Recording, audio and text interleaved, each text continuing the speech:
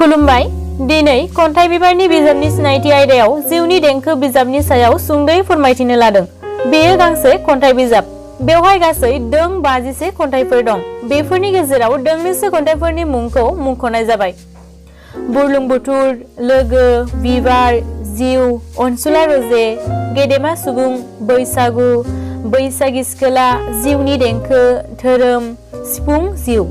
बिजाबनि गिबि फोसावनाय थांनाय 2019 इं मायथाइनि जुन दान। बेसेन 145 रां। बिजाबखौ फोसावदों लयन चन्द्र बर'आ। जिउनि देंखो खन्थाइ बिजाबनि लिरगिरिनि मुङानो जाबाय गुवाहाटी नोगोरमानि सासे आइजो लिरगिरि खावली बर'। बेयो बिथांनि सेथि बिजाब। गुवाहाटी मुलुगसोलोंसालिनि फकलर रिसार्च डिपार्टमेन्टनि प्रफेसर डक्टर अनिल बर'आ रायजोरथियाव खावली बर'नि सेथि खन्थाइ बिजाबनि सायाव बुंदों दि जिउनि देंखो खन्थाइ बिजाबा गुवाहाटी नोगोरमानि सासे आइजो खन्थाइगिरिनि गांसे गोदान खन्थाइ बिजाब। लिरगिरिया मालिगाव ओनसोलनि आइजो लिरगिरि खन्थाइगिरि खावली बर'। बिथाङा नोगोरमानि खन्थाइयारि आडदा सोरजियाव जेब्लाबो बाहागो लाबोदों आरो गोदान खन्थाइ सोरजिबोदों। जानो हागौ बेनि थुलुंगायावनो बिथाङा बे खन्थाइ बिजाबखौ सेबखांना दिहुननो गोसो गुदुं जादों।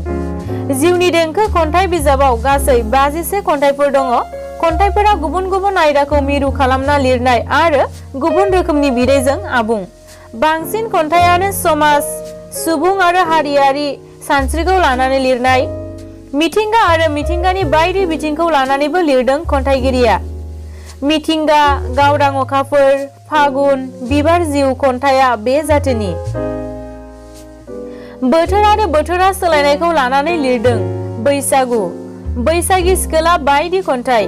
बर'फोरनि राव, हारिमु, धोरोम आयदाजों सोमोन्दो गोनां खन्थाइफोरा फरायथाव आरो जोबोद ओंथि बरहा। खन्थाइफोरनि मादाव दं 14 नबेम्बर, सोरजि, बाथौ धोरोम, बर' थुनलाइ, मुंख्लं, गेदेमा सुबुं, खौसे, मोन्थाइ, बुरलुंबुथुर, जिउनि देंखो, जोनोमगिरि, अबंलावरि, आइजो, फुं रजे, आंनि गामि बादि खन्थाइया आंगो सानस्रि मोन्दांथिजों आबुं आरो खन्थाइनि बिदैजों आबुं। बेजों लोगोसे दिनै जोंनि बिजाबनि सिनायथि आयदाया एसेयावनो थुंगेबाय। गोजोन्थों।